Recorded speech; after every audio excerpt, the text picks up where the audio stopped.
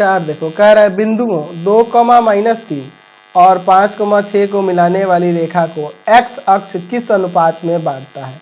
या अथवा यहाँ दूसरे तरीके से भी क्वेश्चन दिया है कि बिंदु x, 0 तो x अक्ष पे स्थित बिंदु x, 0 इसी रूप में ही होता है। ठीक है, तो एक ही बात है, दोनों क्वेश्चन में एक ही बात कह रहा है। चलिए देखते हैं, यहाँ पे मैं मान लेता हूँ इसको बिंदु P, ठीक है, जिसका नियामक दिया है 2, -3 और दूसरा बिंदु जो है उसे Q मान लेता हूँ जिसका नियामक है 5, 6। अच्छा, इन दोनों को मिलाने वाली रेखा पर एक बिंदु R जो आपके x अक्ष पे स्थित है, तो x अक्ष पे स्थित है तो उसका नियामक क्या होगा, x, 0 होगा। चलिए तो यहाँ मान लेते हैं, माना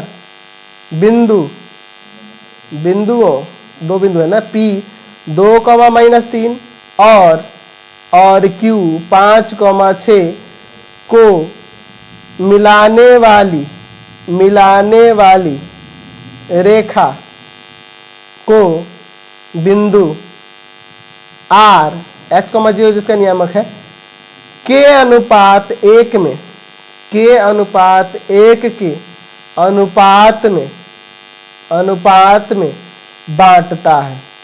ठीक है, हमेशा एक ध्यान रखना, अनुपात नहीं दिया होता है तो उसे हमेशा के अनुपात 1 मानकर चलेंगे। ठीक है, चलिए तो R का निर्देशांक के लिए हम लोग यहाँ विभाजन सूत्र लगा देते हैं। तो यह आपका x1 y1 होगा, यह आपका x2 y2 होगा और यही अनुपात m अनुपात n निकला होगा।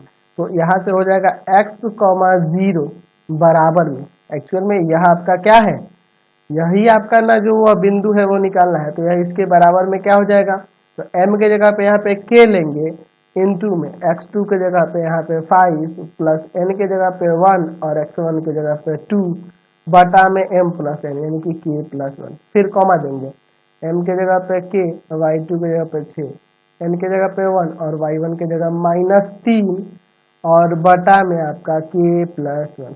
चलिए आगे सॉल्व करते हैं। तो x, 0 बराबर में हो जाएगा 5k प्लस 2 बटा में k प्लस 1 बराबर में 6k और -3 बटा में k प्लस 1। हम लोग क्या करेंगे, यहाँ से ना अगर पहला x नियामक के बराबर करोगे तो नहीं निकल सकता है ना k का वैल्यू, क्योंकि यहाँ x दिया हुआ है। हम लोग y नियामक को बराबर कर लेंगे, यानी कि 6k - 3 बटा में k प्लस 1 बराबर में 0।